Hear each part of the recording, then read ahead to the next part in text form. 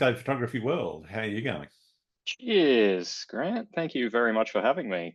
Yeah, no, I'm doing pretty well. I'm perpetually busy and just started actually offering workshops. No, Released my first calendar yesterday, so it's well done. yeah, all going on. But yeah, thank you very much for having me. No, it's an absolute pleasure. I love your work, and I think you do some pretty amazing stuff down there in Tassie. You've got a whole island of photographic delights. What is that? What made you a photographer? What is it that got you into photography and in particular landscapes? So photography's been a bit of a weird one for me. I've been doing it for over 20 years at this point. I Mhm. started out on film, like everybody my age did at that time. Yeah, I was just constantly porting my cameras around to concerts and parties and things like that. And then around 2016, 2017, when I moved to Tasmania from Queensland, these landscapes are actually what I'm seeing in the like books and stuff like that. So I was Sure, like, sure. okay, I can actually do something with this. And yeah, committed to it. And yeah, that's pretty much what drove me, just the passion for what's out there and getting to actually experience these things. It's yeah, pretty phenomenal place to get to hone your craft, I must say. Yeah, it's not too shabby. There's one or two spots that are worth taking a photo of. Yes, I've definitely been pretty lucky to get to a few of them, but Yeah, yeah, the bucket list grows every day. yeah. So, where did photography start to become art for you? Most people start out and they're taking photos of the family, the cat or the dog or whatever, recording their life, or maybe just going on trips and doing happy snaps travel stuff. At some point, serious landscape photographers have this little switch go off in their head that says, it's art. It's not just Yeah, that's it. And for a lot of years, like I used to be very heavily involved in doing painting, and Mhm. I've always been an author, so I do a fair bit of journalism on the side and that sort of stuff. And because I was constantly doing that, my artistic sort of output was always driven by those processes. But one day it was like, but I'm an artist and I know how to paint and I know how to tell a story. Why the hell can't I do that with a camera? So Yeah, it became very much this communication medium cool. for as a conduit for these experiences that I was having. And yeah, that was basically just what drove it. The need to say, hey, this is cool. You should have a look at this stuff. Yeah. And yeah, and hopefully that's come through over the years. I'd like to think that it has, but I don't think you do too bad a job. hey, I guess I'm interested in that storytelling element and the way that people use the camera and the images that they create to tell a story. How do you go about that, and are you preconceiving the ideas for that story before you go out and start collecting the images, or is it more you're telling the story after the fact once you've actually identified, okay, that's a shot, there's a story? it's very variable. There's no rhyme or reason to it that's okay, this is the creative process and this is how things are done. Yeah. More often than not, it's I'll be somewhere and I'll be immersed in a scene and something will happen that'll just spark. So I'll get really nice light or it'll start snowing or something like that. Sure. And it's just that overwhelming feeling of being in that moment and wanting to share that not only visually, but I guess almost viscerally and having that narrative behind it so people can be like, okay, I can go to this place fully. And so photography has always been a storytelling medium for me. I so I'm autistic, which I've never really made any particular secret about, but for a lot of years, like in my teenage years and that sort of thing, I was very isolated. And the photography thing, it was I don't need to describe something if I can physically show it. Sure, sure, Um, sure. and yeah, it was very much just a conduit to understanding and explaining the way that I conceived of things. And yeah, it's just grown from there. So Yeah, amazing. thank So, you. what are the main things that have influenced your photography career? So prior to getting really serious about photography, I was actually working as a marine biologist. So I was working very heavily with coral and rare fish and things like that, and just seeing Oh, the most amazing things day in and day out. That particularly has influenced the project that I'm working on at the moment. So I don't know if you've seen, but a lot of the work that I'm doing with biofluorescence, yep. so basically just things that live, that glow under certain types of light. So that was all driven by the experiences that I had working as a marine biologist because I was Yeah. doing that every day. And so understanding the science and the way things work, that's very much the message and central thesis for a lot of what I'm doing. So that scientific aspect, hey, the botany aspect or the weather aspect or those sorts of things, and trying to actually deliver a functional message like that that somebody can take away at the end as well. Yeah. And that's basically where the creative process has been driven, just wanting people to feel that fascination. So Awesome. Awesome. And is it important to have goals and projects for you? You mentioned that you've done quite a bit there with the bioluminescence or fluorescence or whatever. That's one project. Is projects a big part of your photography, or is it just something that you work on as you go? so I think these days what I've graduated to, I for a lot of years was a very opportunistic photographer. Okay, we have the conditions. This is a location that I want to shoot. This is a vague idea. Let's go and do that. Yeah. In doing that, I found that I've just built such a critical backlog of images there that I have literally never seen. There is tens of terabytes of just raws that I have never seen. So recently I've reckoned that it's easier to not do that and just fill up hard drives idly. So the project aspect has very much become my primary focus these days, especially because a lot of it's tied to research as well. Especially with the glowy stuff, I'm trying to figure out why it works and then how it works and documenting all of it. So that as a project, I can say I'm willing to dedicate as much effort as possible because I know there's going to be something out of it. Whereas the other stuff, it's yeah, I don't really have that luxury of knowing that there's going to be something at the end. Yeah, cool. And in terms of, I'm interested in the science behind driving some of the work that you're doing.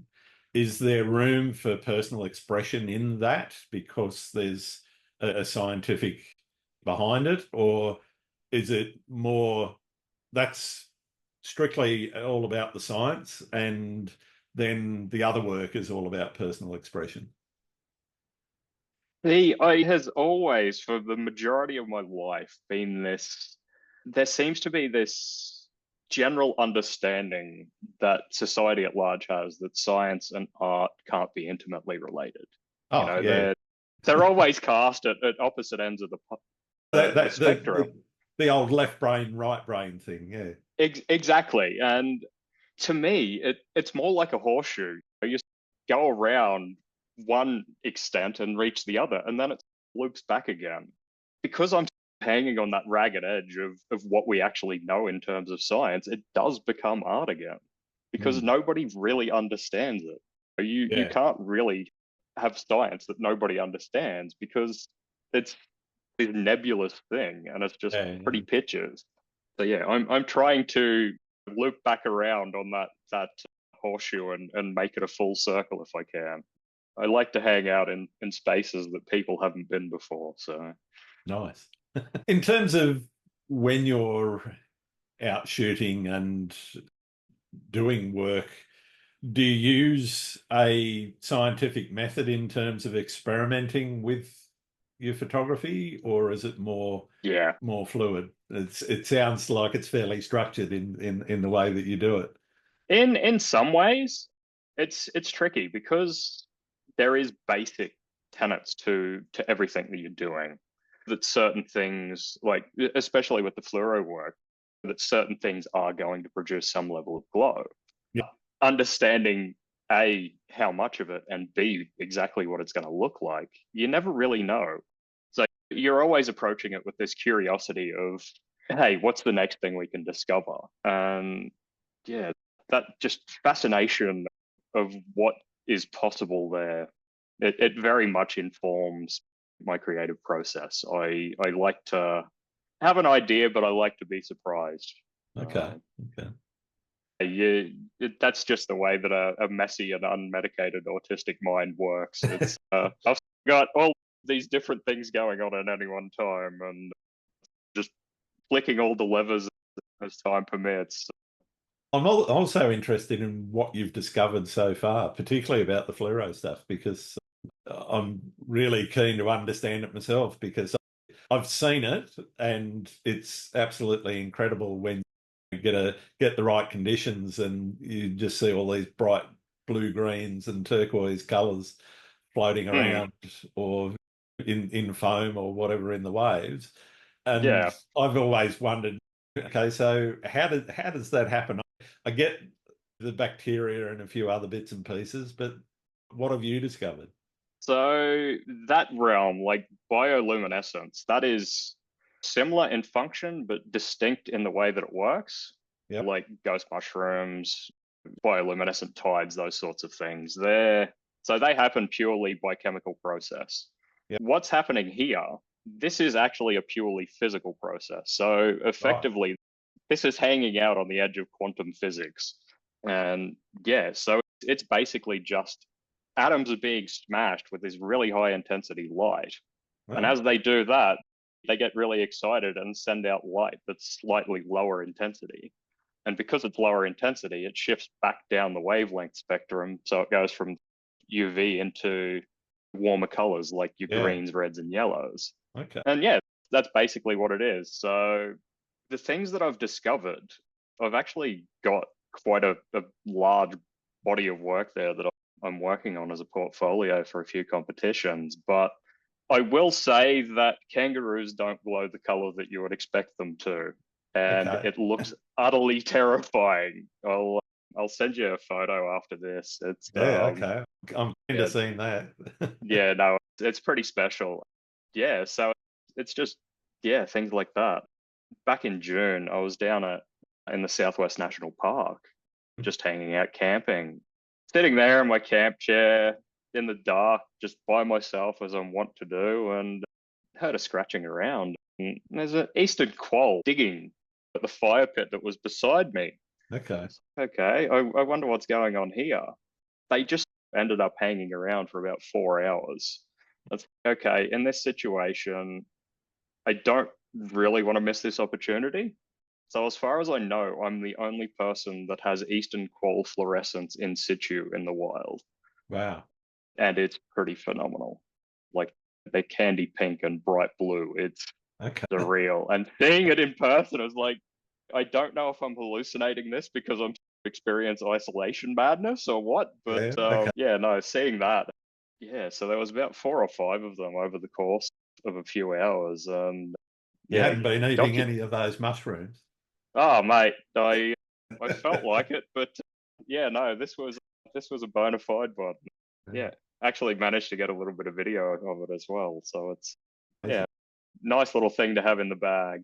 Yeah. All of those will be yeah coming out once competition season's over, I think. Yeah. So yeah, early next year we'll see how we go. That's good. You mentioned that Yes. you've got your new calendar out. You got any biofluorescence in that? Yeah, so the cover is actually a biofluorescent image that I took up at Low Head Lighthouse. So there's a nice, really rocky outcrop around the leading edge of the lighthouse as you go down towards the shore, and there's always penguins and things like that around. And yeah, so I was hanging out there and trying to shoot some astro, and it wasn't working. So I was like, yeah, bugger it. And yeah, pulled out the torch, and yeah, sure enough, that's the front cover. And then Awesome. I've got another one in there of some trees that I got up in Queensland that have got some absolutely wild, just intense highlighter yellow fluorescence as well. So Yeah, cool.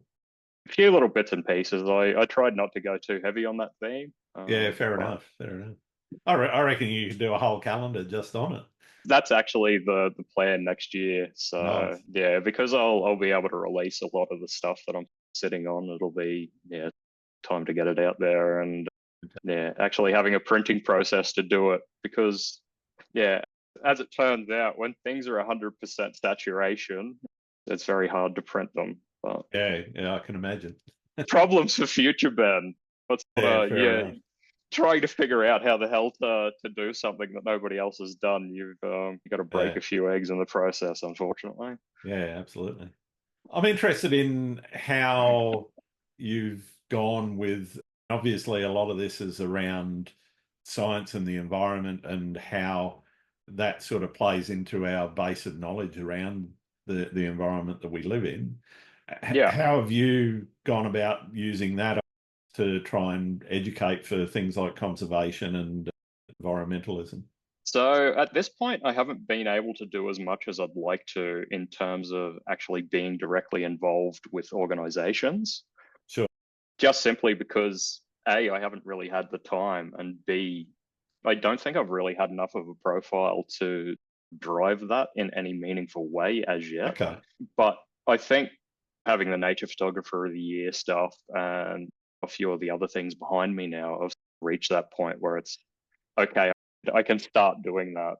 So I've got a few people in mind to reach out to. I'd like to work with Bob Brown Foundation, Yeah. like Land Conservancy and that sort of thing. Because the island is an absolutely phenomenal place. I want to do everything that I can to try and preserve that. Another one of the projects that I've got is working with Tasmania's iconic trees. Yeah, right. So obviously I did pretty well with the shot of the Fagus this year.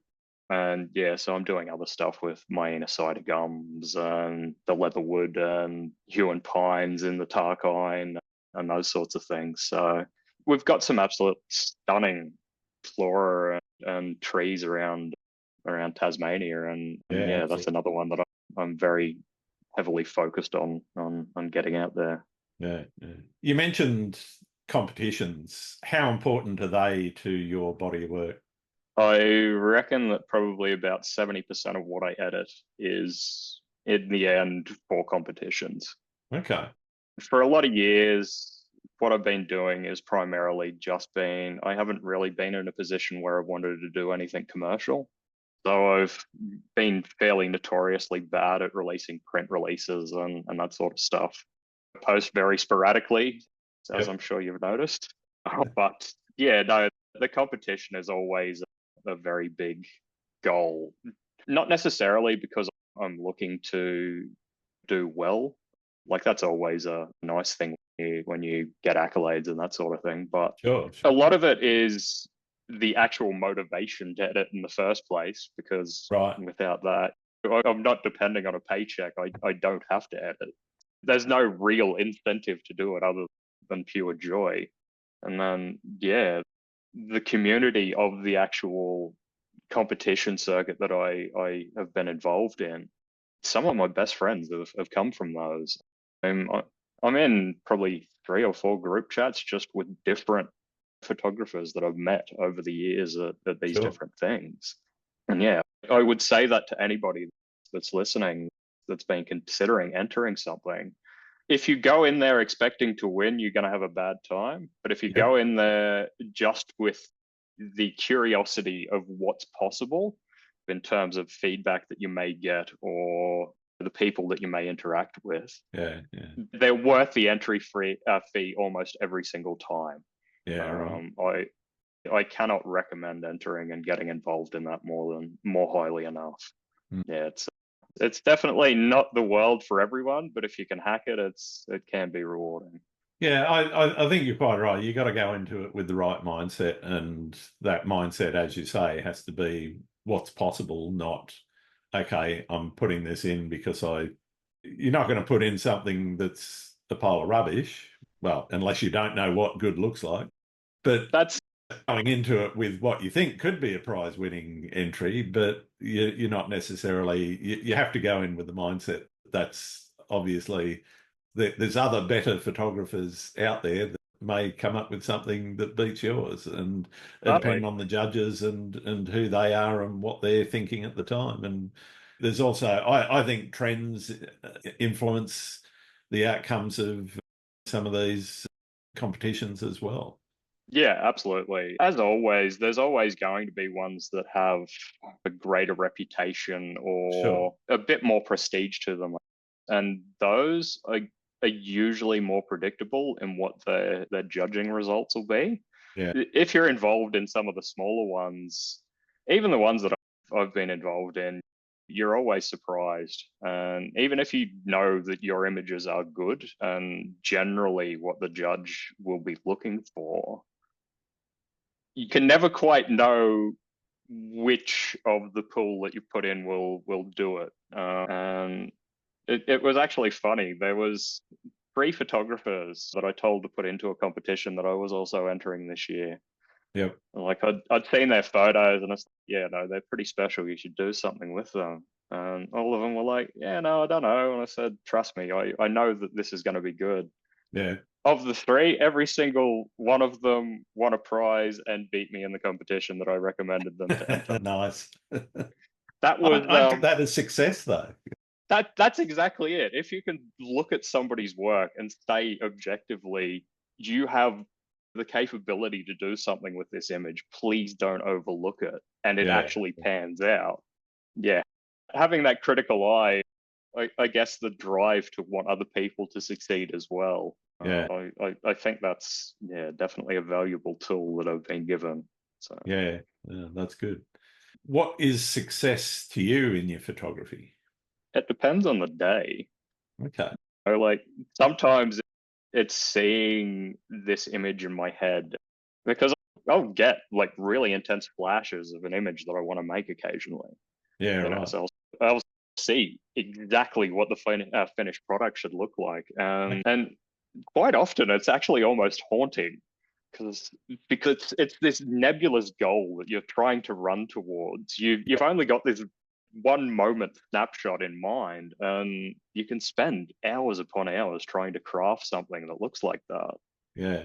So, I know people that have sometimes, waited months for exactly the right conditions to go to yeah, exactly this spot that they saw months or even a couple of years ago that says, yeah, okay, that's the shot I want. These are the conditions I want. And they go out and they're lucky enough to get the conditions. Sometimes it yeah, takes them, as I say, years to get that one shot. yeah, exactly. I think the field craft aspect, being able to land something that you've labored for in the Yeah. field, is definitely something you do feel an edifying level of success from. At the same time, photography as a craft for me, I think where I differ from a lot of people is it's just a conduit. It's a Yeah. conduit for me to get outside. It's a conduit for me to experience new things and meet new people. So if I don't nail the shot that I've gone there for, sure, I'll be sore about it. But at the end of the day, I've still achieved what I wanted to by getting out and actually Yeah. involving myself in the world. So to that end, I very rarely leave disappointed. Like it's I usually come away with something that's satisfying at some greater level. You mentioned the commercial aspect and not concentrating a lot on that. Where is photography in terms of a hobby? Is it a part-time commercial pursuit, a future commercial pursuit? Where is it in your life? Ask me that in a couple of weeks and we may have a different answer. But Okay. I've always typified myself as a reluctant professional in that I recognize I'm capable of delivering work that people want to engage with. Mhm. I've clearly reached a point where people are looking up to what I'm doing. But at the same time, it's I'm just totally mentally blanked. Okay, My that's brain fine. just disappeared. Not a problem. We can do a reset. That's fine. What was the question again? I So got it's where is photography in your life? yes. Is it a hobby? Is it a commercial pursuit? You said you're a reluctant professional. Yeah, no. So I am definitely a reluctant professional in that I don't rely on it for an income. Yeah, And if I did, I would be doing terribly at it because I'm about 40 grand in the hole. As far as balance sheets go for professional, I'm not doing particularly well. fair enough. But yeah, no, I definitely want to be pushing into doing more education and outreach sort of stuff with it. I've reached the point where I think, getting multiple messages every day of people saying, hey, can you teach me how to do X or Y? I should probably finally cave in and listen. So I think that'll be a growing thing in the next little while. But Yeah, yeah, okay. for now, reluctant professional amateur. That's fair enough. That's fair enough. What was the last time you actually got out, and where did you go, and why did you go there? So the last time that I made a concerted effort to get out was on not May, October 11th. Okay. So we I had was a going to say that was a G4. while ago, May. Yeah, I totally missed out on that. I did go out, but I was also in Queensland under about 500 kilometers of cloud. Yeah, I managed to totally miss that one. Yeah, got luckier in October, thankfully. Yeah. Yeah, so I ended up over on the East Coast, just hanging around near St. Helens. Some of the rock formations there are stunning. Yeah. St. Helens is a beautiful part of the world. I absolutely love it there. Some of the darker skies that we have, being right beside the sea, having all of the rocks, it's just, Yeah. you could not want for better, really. A perfect straight south shot for Aurora. It's Nice. Yeah. Yeah, so I ended up shooting most of the night on a 9 millimeter f5.6 lens that was that bright. So Yeah. Well, mind you, that I think I know the week you're talking about in October because I was sitting by the Murray River near Mildura yeah, on one particular night. And it was nice and dark, and saw this sort of pink glow in the out of the corner of my eye in the south, and then it started to spread north, and I was taking shots direct west from where I was yeah, sitting and getting aurora shots, and it was kind of like, that's weird. That doesn't feel right. yeah. No, and that's how it was for me because I had the 9 millimeter on. I was actually tracking the Milky Way setting in the west as well. Yeah, right, So it was right. basically south and then 100 odd degrees to almost the northwest. Yeah, 2/3 of the frame is full. It's yeah, yeah. even with the 2/3 moon, seeing that it was, yeah, pretty stunning. It was actually the first time I've ever seen both naked eye red and green together. Yeah, yeah. So very good experience. I highly rate it for anybody that's not managed to get one yet. I, I think it was fairly amazing. I haven't posted any of the shots that I took because where I was, it was not great for aurora photography. I wasn't set up thinking, oh yeah, well, the aurora is going to hit, off we go. That wasn't Yeah, what I was thinking. I was thinking more of dead trees in the river and yeah, waterbirds and that sort of thing. But yeah, sitting by the campfire watching the aurora just appear, it was, oh, that's an added bonus. All right, I'll get the tripod out and off we go, and we'll have a bit of a shot. But they're not, the foregrounds and whatever aren't really worth it. hey, it's an event like that. I think it's one where you do have to sit back and just take it in. Yeah, yeah, There's no point trying to work with it because there's just so much going on. No matter what way you point, you're going to get something. So just, yeah. That's it. let the camera run, let it do its thing and soak it in. So I ended up sitting on the beach in a camp chair with a can of Bilsons, just kicking back and enjoying it. It Nice. was phenomenal. Two cameras running time lapse, the Yeah, phone running real time video, and hey, it's definitely a hell of a place to spend a night. I'll tell you that. absolutely. And being St. Helens as well, I mean, you wouldn't have too many interlopers with torches and things wandering around either. I actually got really lucky where I was. So there was a group there that hung around for probably half an hour after dark, Okay. and they Yeah, had never seen the aurora before. yeah. So they were sitting there on a little camp camp mat or whatever, Yep. just sitting there looking up at it. And this is pretty phenomenal, guys. And I'm like, yeah. And yeah, they basically vacated, and then I had the entire of that peninsula to myself for Yeah. the Nice. entire night. Yeah, no, it was definitely a beautiful experience. Yeah, nights like that are really part of a big reason why I do it. Yeah. going back to what you were asking earlier, it's therapeutic. Absolutely. Yeah. You see that light, and yeah, it cleanses you a little bit, I think. Oh, I think you 100%. Yeah. Interested. I know it's probably way too early for you to think about retirement, but if you could retire at one of the places you've shot, where would it be? That's a very tricky one. So I'd say because I've seen a lot of things that a lot of other people may not necessarily have, I would probably find myself either in the Tarkine or the Southwest. Those are very special places to me. The Southwest, part of the reason that I was actually down there when I got the qual 2 years ago, yeah, 2 years ago, actually, the day of my 35th birthday, I was admitted to hospital dying of sepsis. Oh, So I've got quite a lot of mental trauma from that. I yeah. ended up in and out of hospital for 4 months. I had 10 surgeries in the space of that time. Yeah, no, that sort of messed me up pretty mentally. Yeah, that's why I was down in the Southwest. As hey, I need to go somewhere and escape from this. I need Yeah. to Yeah. cleanse myself a little bit. And that was, yeah, one of the things that really drove that. It's, yeah, an interesting experience when you've got somewhere where you can go and every time you're there, you come back feeling better. Yeah.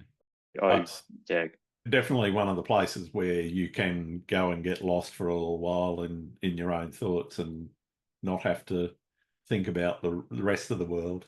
absolutely.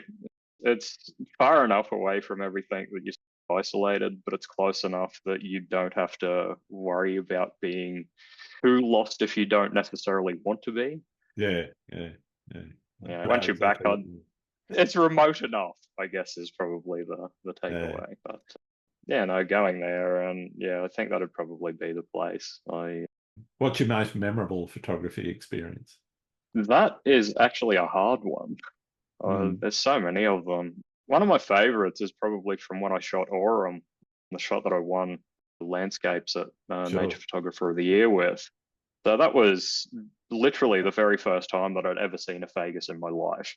I'd only moved to the island 6 months before that, so I Yeah, was, right. totally green on the idea of it all. And yeah, I went back that day and the subsequent day 4 times with 3 different groups of friends just to go and see these trees that were conspicuously literally right beside the road. They Yeah. right there. I didn't need to walk to them or hike. You'd Yeah.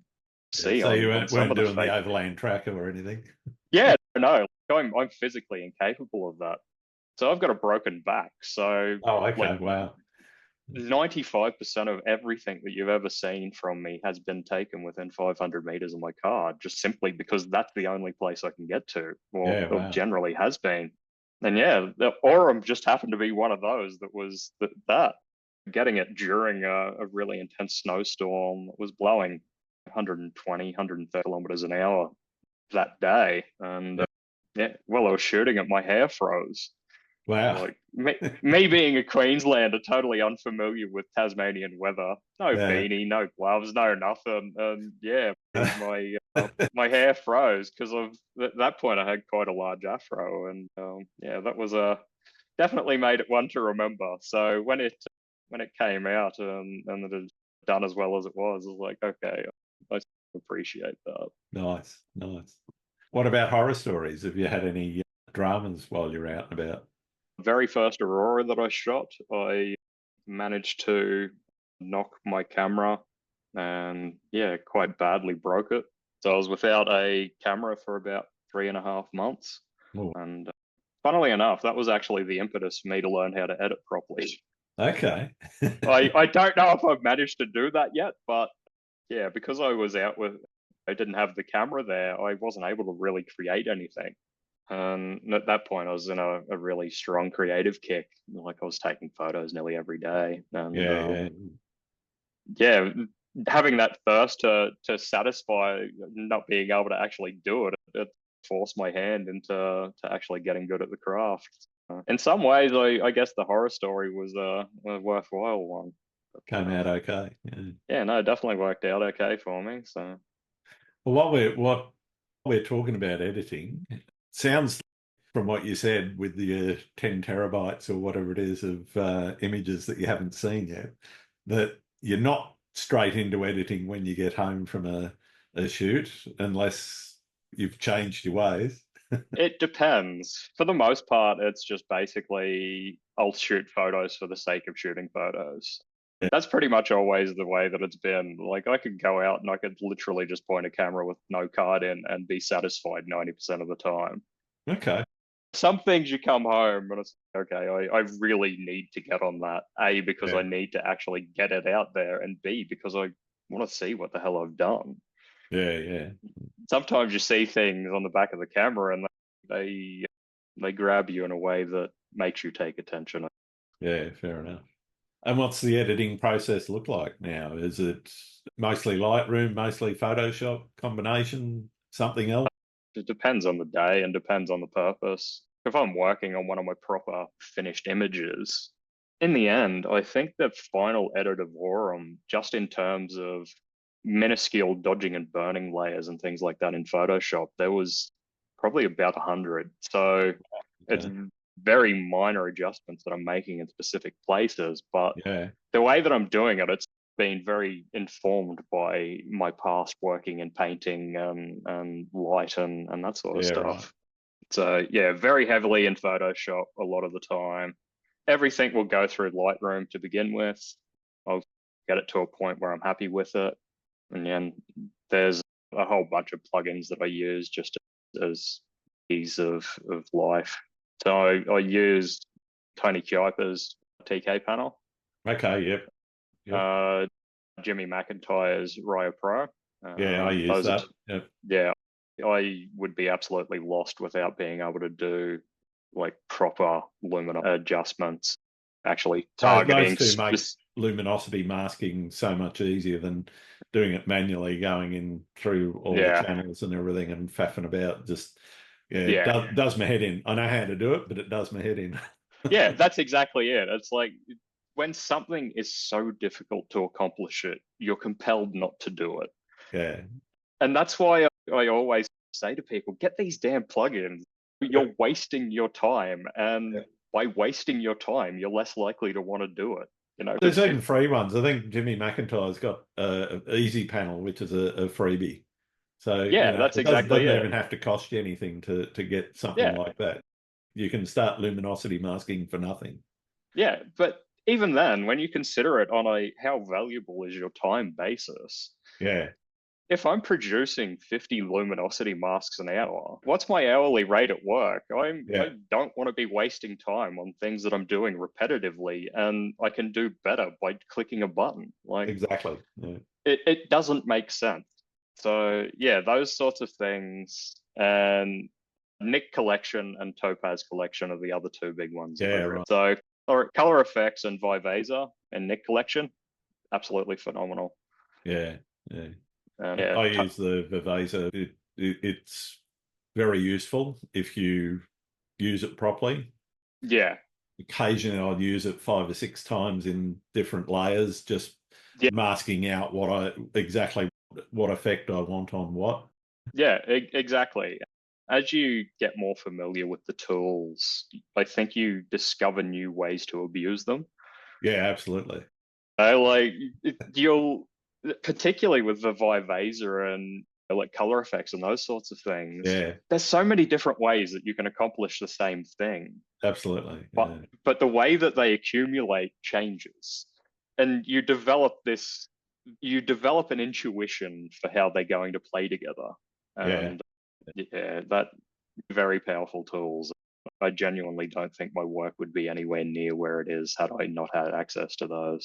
Yeah, yeah. I'm all about making life easier. Yeah, this is one of the problems with Photoshop and other editing suites is that there's more than 10 ways of doing exactly the same thing for most things. But some ways are easier than others, and Yeah. and using plugins like that make a massive difference to workflow because you Mm. can, as you said, you're just using luminosity masks. Why I spend hours doing it when you can just push a button and they're there. Yeah, exactly. You work smarter, not harder. Absolutely. Yeah, I have to credit also spending thousands upon thousands of dollars on computers that are fast enough to work as fast as I think. Yeah, right. Like that was basically the big jumping point for me when I finally upgraded from my old MacBook that'd take 30 minutes to save a single PSD to I got the top of the line M1 Max MacBook with 64 gig of RAM. So Yeah, I think I click save and it's done in 2 or 3 seconds. yeah, Not having that impediment anymore, it's such a phenomenal improvement to the workflow. yeah. My desktop's due for an upgrade shortly. I'm just trying to work out the financial justification to the Minister of War and Finance. That's one of the benefits of being a lifelong loner. You I don't have guess. to justify too much to yourself. Oh, That's it. that's a dangerous thing when you get in a mood where you think I want something. Yeah, the bank account doesn't always comply. But No, that's it. That's it. Do you do much printing of your work? funnily enough, this year, actually on the way from that trip down to the southwest, I got my very first print of my own work for my wall. Oh, okay. Um, Yeah. yeah, so Aurum is the only print of my own that I own and have ever owned, and yeah, it's on my bedroom wall. But otherwise, I pretty much the only printing that I do is for other people. Yeah. Uh, I've just never really been able to justify the expense. I move around a lot. Like I've moved 12 times in 11 years. So Oh, wow. Okay. yeah, no, I'm all over the shop, and having a collection of fine art prints is probably Yeah, fair enough. Fair enough. also landlords don't like holes in their walls. No, funnily enough. Yeah. Of walls, have you ever hit a creative wall where things aren't just working for you and you just got to give it all up for a while? That's actually more prescient than you can possibly know. I So my photographic career, part of the reason that it's been so long is I've given it up for more than half of that. There's Right. been probably 4 major patches there where I've basically just not looked at the camera for literal years Wow. and Yeah. been on the edge of selling all of my gear. For one reason or another, I never get around to it, or the gear is just too much of an effort to bother with. Then something will happen and it'll be like, oh, I know how to take photos. Let's go and do that. And then that becomes the hyperfixation again for a while. So Yeah. I've definitely had the ADHD autistic approach to it. The lack of object permanence if you're not looking directly at it. Yeah. Yeah. Where do you see photography in society? Severely undervalued, particularly once you get into the collector space. Like you look at traditional art, so the oil painters of Sure. traditional media, and even modern artists working with more non-traditional media, the amount of money that they can bring in for a single work, because it's Yeah. seen as something so manual, I guess in a way they're seen as a definitive article where there's no way to have a replica of it. You will always have a one-to-one original. Yeah. And photography, we don't really have that notion. You can always reproduce a photo, Yeah. Yeah. whether it be actually physically going and doing it again, which, as we all know, is really good in concept, but to actually shoot the same thing again another I've day never is, been able to achieve it. yeah, no, that's the thing. Not Like in people landscape think, anyway. yeah, no, like people think, hey, you can just go out tomorrow and get those same conditions, not knowing that it's been 2.5 years of planning for those 5 minutes that you were Exactly. shooting. Yeah. Um, and yeah, so the inherent value of where photography sits, it's something that we're constantly surrounded by it. It's an integral piece of society. And if you took it away, it would be fundamentally and irrevocably changed. But at the same time, people just don't care to engage it in the same way, I think. Yeah. So unless you're dealing in the really high end, like competition and commercial space, Mm. you're dealing like the Sienna Awards or those sorts of things, or your Annie Leibovitz, all of the famous sort of iconoclast fashionistas. Yeah, we don't really get anywhere near the recognition that's due. And you do that so readily with things like the push towards AI tools, like photo generators and that sort of stuff. If it was something that people valued, why would they be going and trying to recreate it? No, this is it. Yeah. So yeah, everybody wants photos and photography, but very few actually want to acknowledge that it deserves a much higher Yeah. recognition than it gets. Where do you think its future's going? That's actually a very interesting point.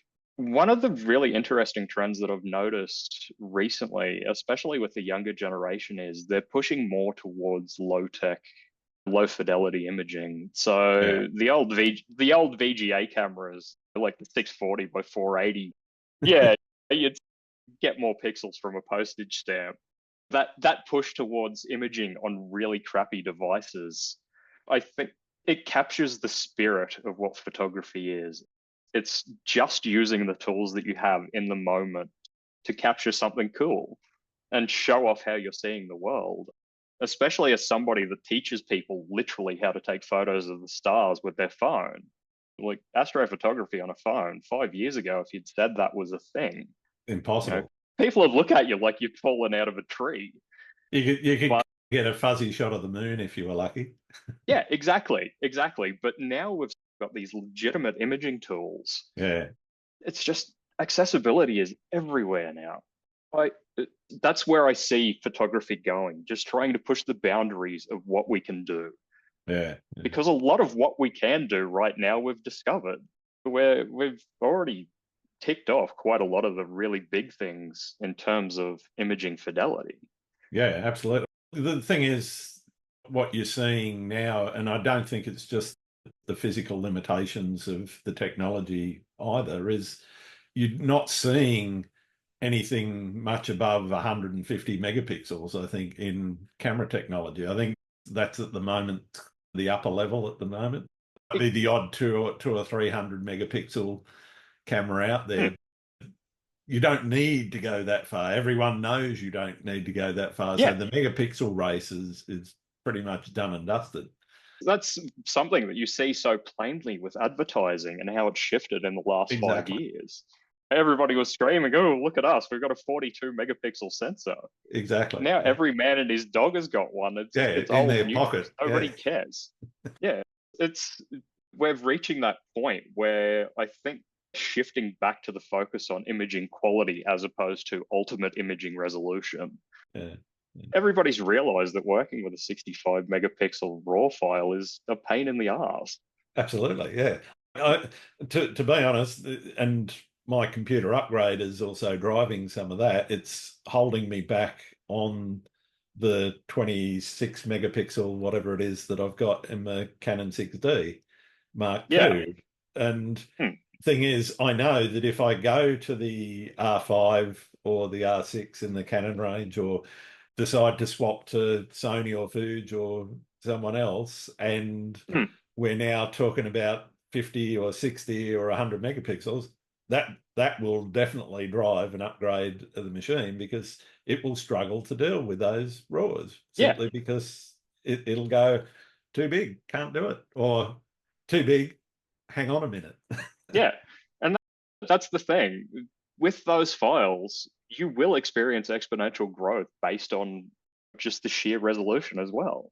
Absolutely. Compared to what your files otherwise would be, it's just a compounding problem. Unless you're printing really large or doing really impressive It's completely research work, unnecessary. Yeah. everybody's like, "Oh, but billboards." You look at a billboard, they're at like 3 DPI. They Yeah, that's literally it. do not have dop. Hey, I guess anything to justify a not necessarily wise investment.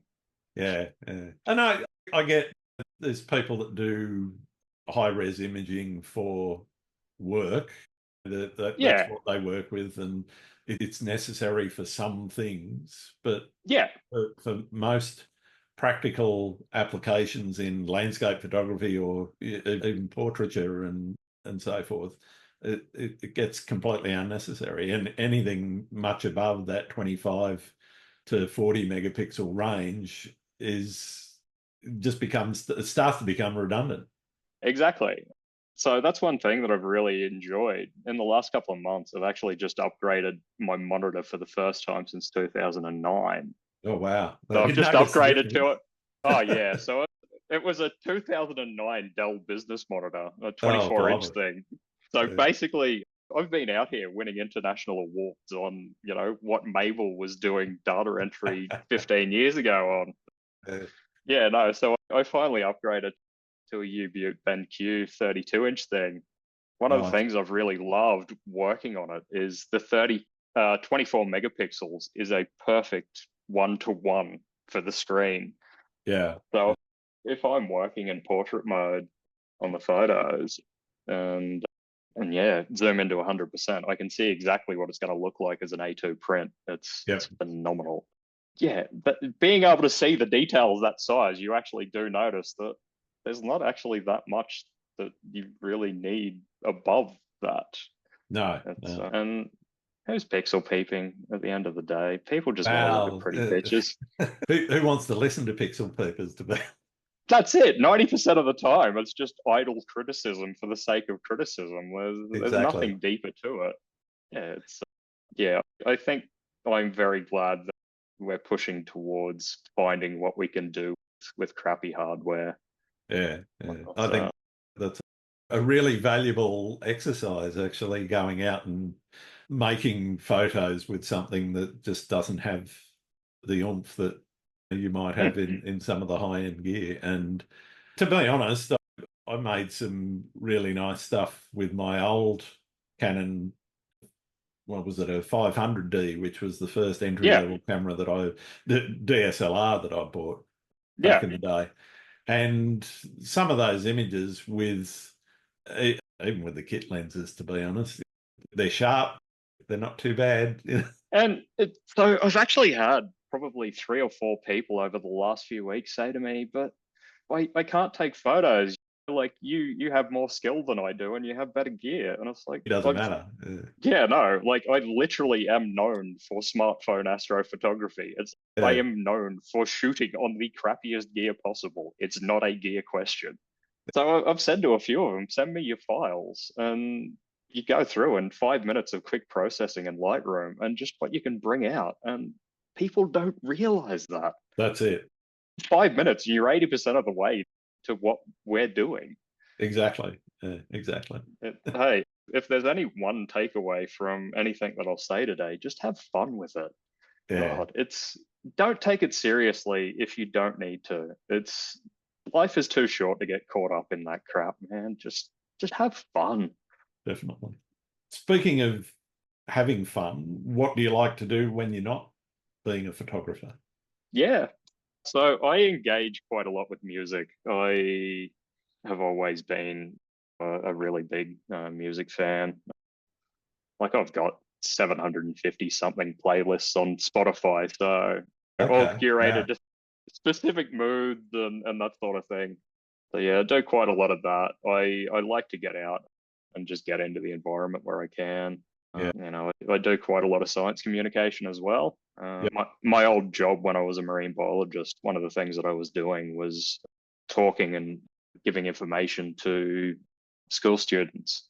Because yeah, I was working as an ecologist in the Science and Engineering Centre up at QUT in Brisbane. Yeah, we'd get 500 odd school students come through a day and just showing them and explaining stuff. Yeah, no, I really get a buzz from being able to help people grow. So that's where I dedicate a good portion of my time. Now, wouldn't necessarily say that I follow the typical, hey, sit down and don't do anything to relax. There's too many cogs perpetually spinning. Yeah. It'd be Fair nice enough. to slow down, but What's the best and or worst piece of advice that anyone's given you? best piece of advice that I've got photographically that's definitely worked in my favor was from my late mentor, Dale Sharp. He Hmm. passed away a few years ago, actually on my birthday in 2019. And he gave me the advice that, especially when you're shooting astrophotography, which is my bread and butter, never make a photo that is a Milky Way with a foreground. Always make it so that you're shooting something that is interesting to begin with and then put the sky above it. So the sky should always be the cream. And I've always tried to do that. I think in a lot of ways that's steered me creatively the direction that I'm going.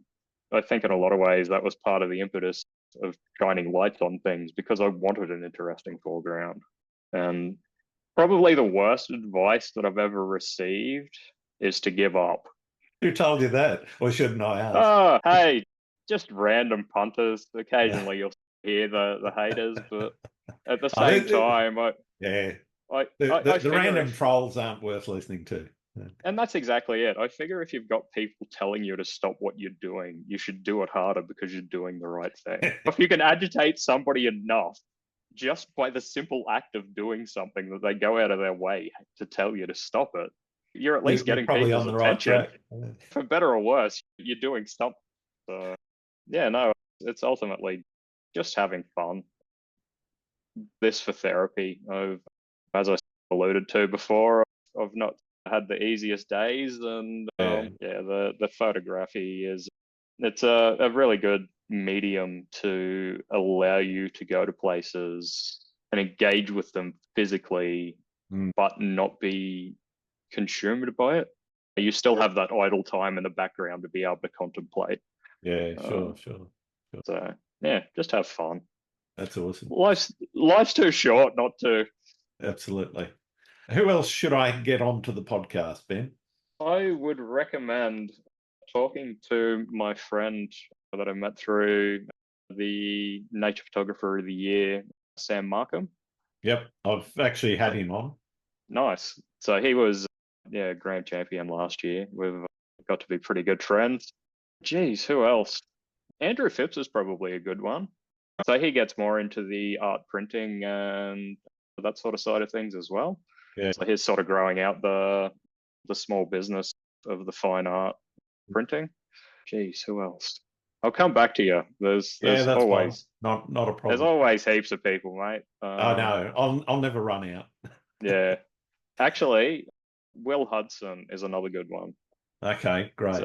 So here's an up and comer from the Grampians that's doing a lot similar to what I'm doing, working with a lot of nighttime stuff and glowy stuff. And some of the stuff he's doing, like some of the images that he's taking, the way that he's composing them, it's not really like anybody else that I've ever seen. Yeah, okay.